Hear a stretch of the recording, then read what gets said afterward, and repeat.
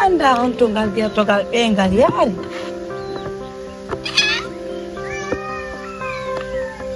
engal yalti di e ko chopun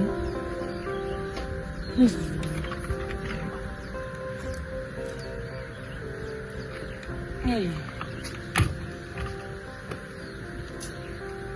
anda no kontum jokki ti togal dia togal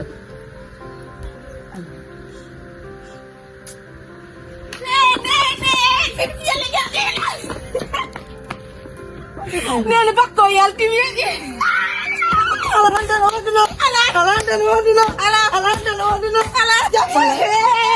Nene ande ba mongo sella le uno. Nene dun no bigenta ko fi ko kon tumba mi nani ko mi ngada da. Alhamdulillah. Nani to ko an ko mi doji. Allah taw okori alin ko.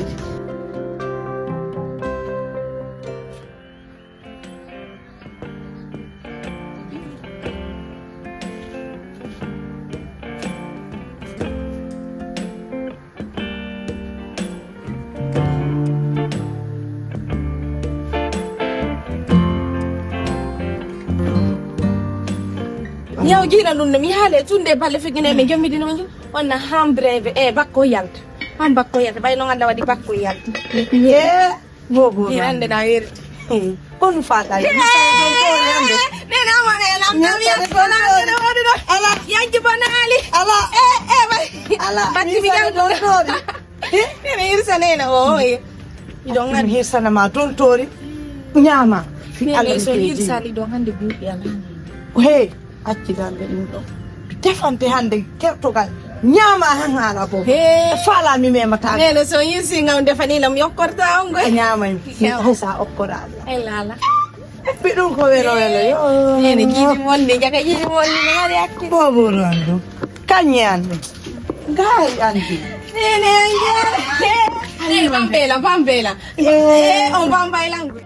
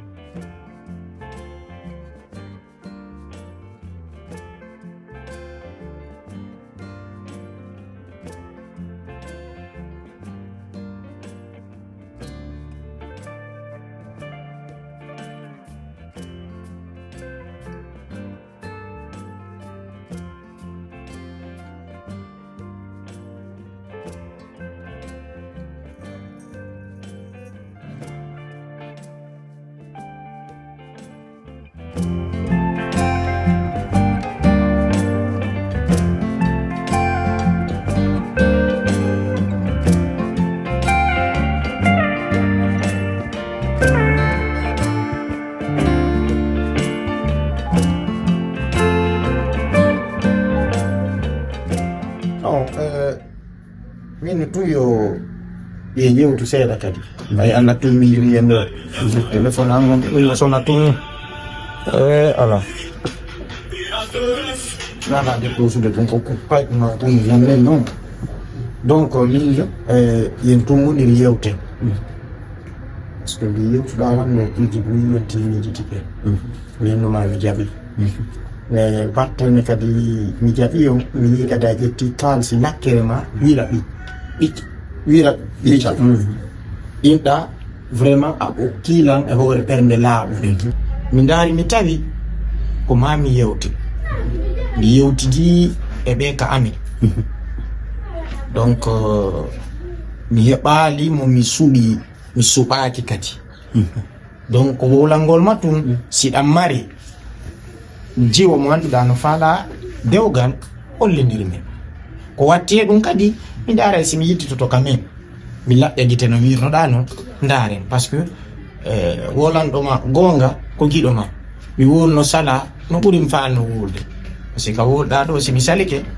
mi innoytama ɗo a anno wonnala enna mi wulno saliɗa donc du coup sincèrement parlant welila ok ko yason fewni ɗo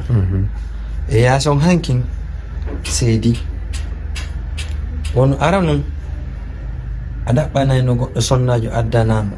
jomba adda nani ɗo sonnama ɓe wonda ɓe dankodira ɓe yurmodira. Hande ko yaasi on fewndi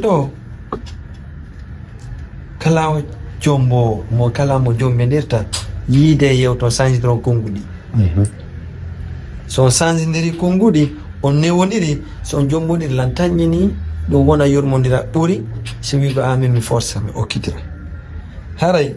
min mi yawantama ma mi innatama ala kono a immoto déplace ɗo a yaha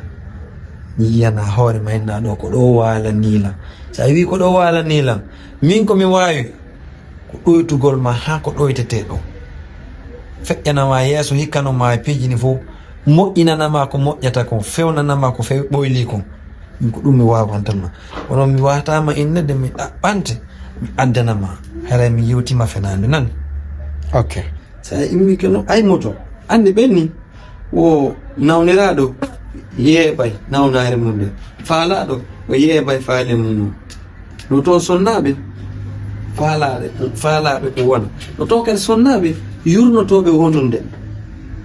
ani sonnaɓe ko tato no toon faalaɓe yurnade ko wona no toon faalaɓe wongol no toon mahayaɓe ka dewgal mum hay waruɗaɓe ɓe ennake mahi dañitata joni noon sa heeɓi ɓenno a heeɓi sonnajo ɓe jam ɗaɓɓanama joni hara ko wonno yurnade amin ballide baltate o mo wi o yeehi innam ko mari ga waɗi ɗum est ce que ara min inda jeeya joni ma wiya ko ɗum hande ara sa feɗi ara heeɓi no attaquiramen ko saabu ɗum hande mi jomba ɗum fo ɗum hande mi jomba ɗum fo nde sa jombi sonnajo keɗɗuɗo addi ena batte a wiyano batte ɓe wallimi jombi wiyan on sanji sere c'est ça moralité jombugol ngo ma sensibilisation jombugo koye goɗɗo ɗiwo e ma goɗɗo e change e ma. Aliou ɗum ko min nattata ɗen ɗiwomi sey Allah kanma ɗum ɗon no gasare projet mo fi Allah fiwomi fi Allah mi kewi bakke yalta ala wowlude fos ala ñamude boni ko seeɗa wonna ñamude fi Allah hakkil ni miije god fiiɗum ko min natama ɗo continue étude ɗum jam na fiinugol a heɓani ko deuxiéme fois ma ɗon yala yiɗude innaabo ɗum ɗo komi courage tama ko ya continue fi Allah acca yomugol damanana anditi son jamo feƴƴude feƴƴindirde son jamo nawdude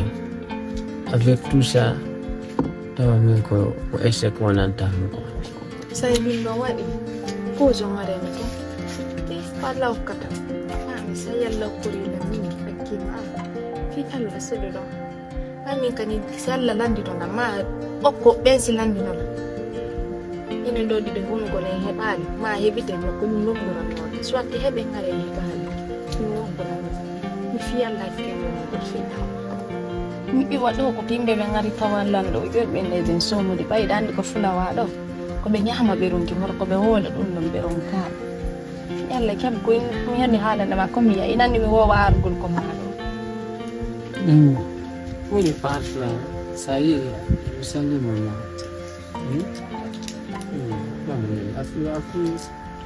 fi Allah nana mabni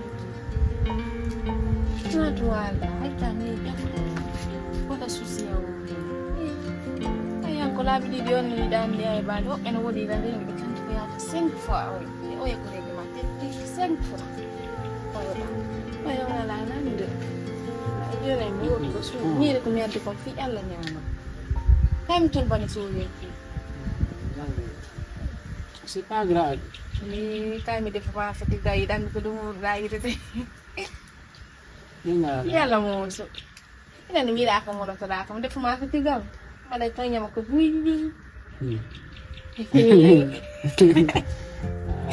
ananga jale warelanga jale ɗaffureŋe yalla jiɗanga maɗe ma fatigal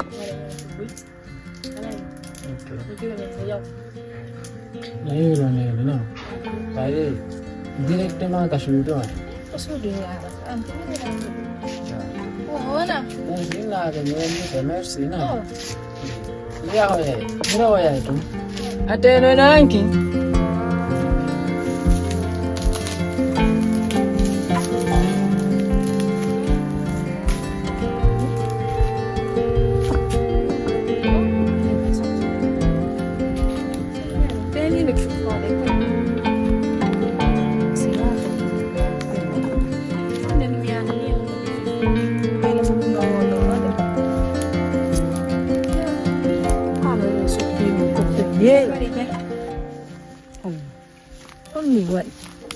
mari ande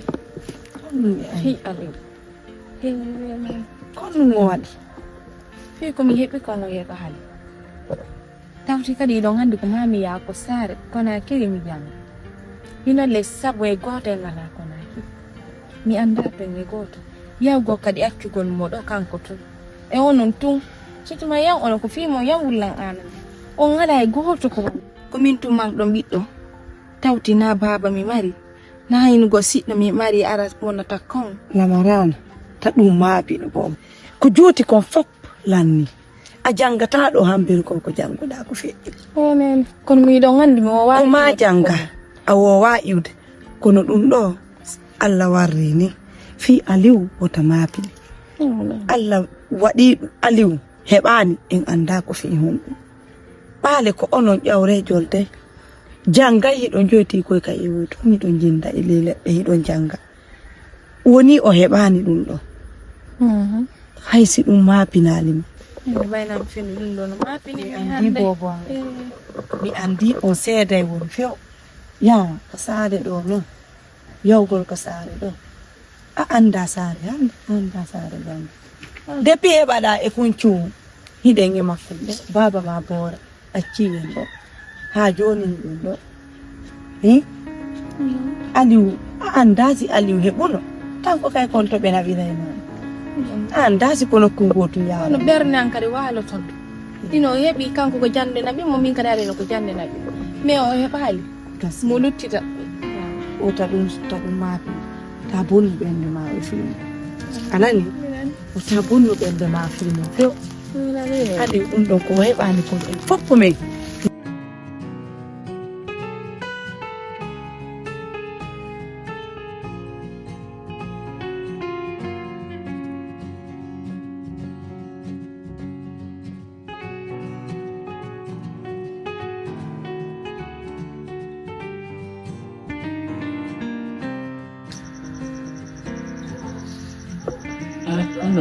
na wonno wayyo ali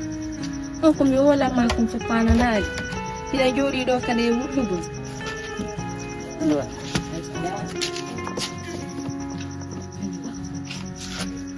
ala yaltude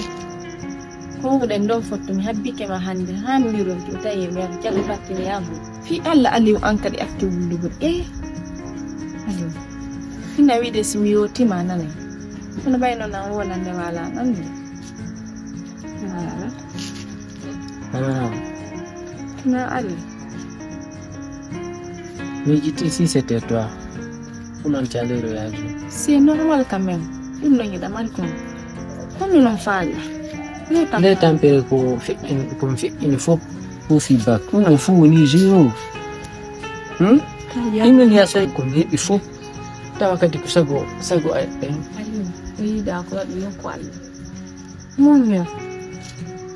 no wandi no metti jangugol ha ina yiyi neddi résultat ngana ina yiyi goɗɗo innama heɓani nande ɗum ɗon muus mais ko muus ko muñete Aliou fi Allah siri muño Aliou provi kan hande kadi a wullata hande kadi a miijata ko fi ɗum ɗo Aliou C'est trop bien. Ka ono hote jam alhamdulillah so jam si kala ga tan Andi joni lawol men ngol ɗo association paykel koy sangare ya do fo no wakkili film ka be wakkili de be non kamen do joni do ha men ngol busura to fayda o iji do lawol lijide Allah kono ida debru ya den si alhamdulillah nana debru ya la wakkila c'est ngandi ko geden ga nane faada si be muti do me yeyi e wawande do deso be e mo asbe gar on da fere gondo wi na andi le fi goddo no moƴƴa ko kanko tigi desidata piijigo waɗana hoore makko arana ha goɗɗo wolnamo pullo no wiyay mi wowluno sala no ɓuri mi faala no wowlude min kam woni ɗo ko addilan fayda hikka ka hoɗo men ɗo ko ndaarugol ɗo wondi e paykum ono mi yi paykum ngo paykum makko ay kum ko yewti Saratu ƴettuo bobo ittano ƴettumo ɗo Saratu nanta goɗɗo wolante aɗo kada ɗo bobo tuɗa jindide mo ko ɓiɗɗo ɓe kawolande ɗi kammeni ɗiwkuno no yoori gattiri ha feƴƴiti sustamo wala donc fayin ko yewtimi tigi wo ko ɓe mi jonde ɗum noon ɓayi haɗi lammari programme ar gorgam dartugol to plantation nan ɗo ɓayt amo mi acciri on an hiɗa waya sa tun hiɗa ukki e camion jiɗa dinda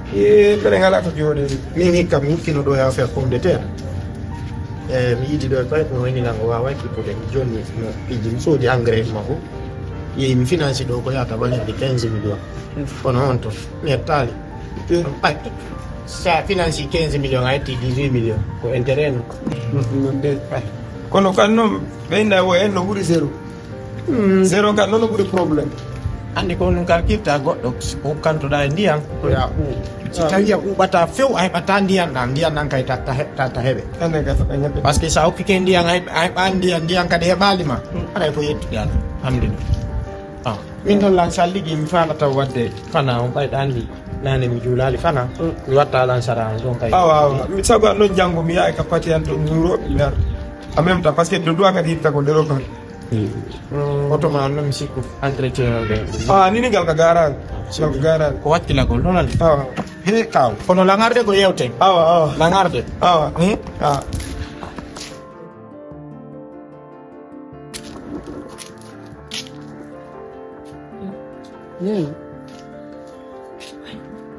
Misiraɓe lalato no hayfi koyni jam ko jam tan goyteɗal ɗo wonatama ko honɗum onon jokkuɗo ko honɗum wonɗon yuppude gonɗi esiraɓe hakkude mon Allah on wuuri on maye hiɗon andi lamarana hakkude mon onon e lamarana o ari o yewti on ha o ronki o yewti on jinkun haali ha ronki himo yomi ka o yiwno on on ala yaltude e nden ɗum suudu on ala ñamude hay e wunde so ndaari mimi ko tawi ɗo on heɓali o bakka wona de e yela mon wona faale men en fof taway ko bindol mo ngo faljuɗon ton ma ka haalaji mon ton faljuɗon ma haran waɗiɓe ton ko welali ɓe accee ɗum ɗo ko ɗum mi tawi mami iwa ka suudu mi ara mi yewta on min kadi mi daara si on nananema ellala joni moñe Allah waɗiri ni ittiɗo naɓe yeeso ɗum faagam ko won taw ko yiiɗa waɗi wo ko Allah wulan ko ɗum mi tawi si a yi an e kunjum o yangodi o école ha hoyti hande tawata hande ɗum ɗo sendayɗa ko Allah e anda ko hon ɗum Allah waɗirani ɗum ɗo ellala wota jooɗo ko suudu ɗo wonde a yaha yewtin ɗum seeɗa mi jeejima bobo oya lamarana bo moye jam mo ton mo ko suudu anani ka mo jooɗi to mo ko na ɓilalla kara koye min yeeyi ɗum e alu min yeeyi ɗum e alu